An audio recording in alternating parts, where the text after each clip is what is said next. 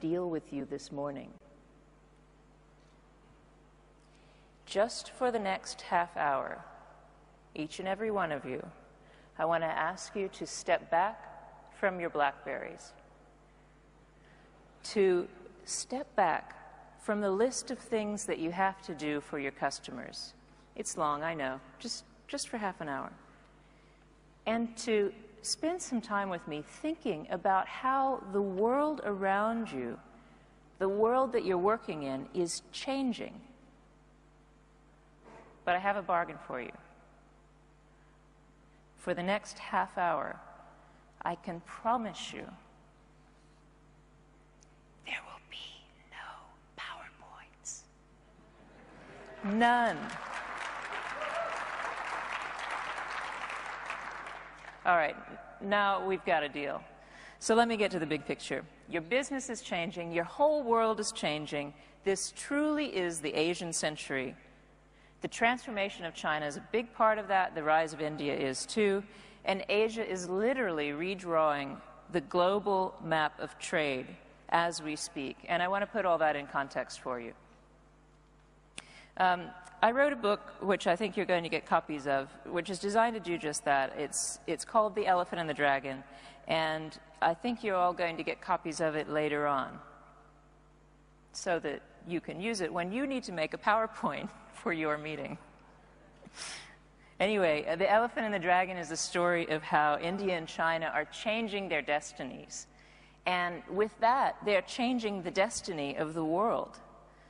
And I'm going to tell you a little about India and China today, but I'm going to go further, too, to talk about this entire fast-growing region. But what I want you to remember is this. We must understand how the rise of China and Asia is changing our world. And the reason is, if we don't understand it, we risk being left behind in business. And once we've understood what's happening in this broader context, then we have to be flexible and adjust the approach. What we used 10 years ago or 20 years ago, of course, won't work today. We have to fit into this newly globalized market. And only then can we take advantage of the vast opportunities that are right in front of us. China's economy is coming of age. It's pulling the rest of Asia along with it.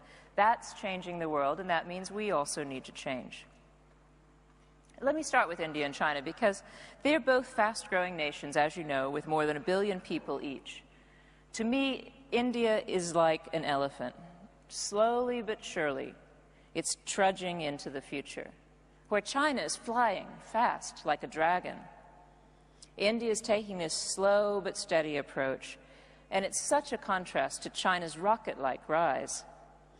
And I've covered both countries in my book.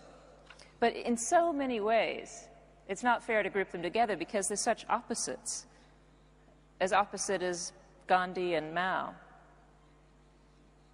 India's democratic, China's authoritarian. India's capitalist, but often anti-business. China is communist, but pro-business usually, unless, of course, you're Google. India and China look completely different. How many of you have been to India?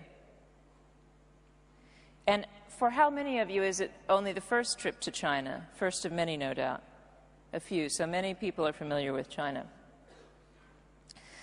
Well, just briefly for those who aren't aware, India and China look completely different. Beijing is a little bit gray, as you see, whereas India is this riot of bright colors.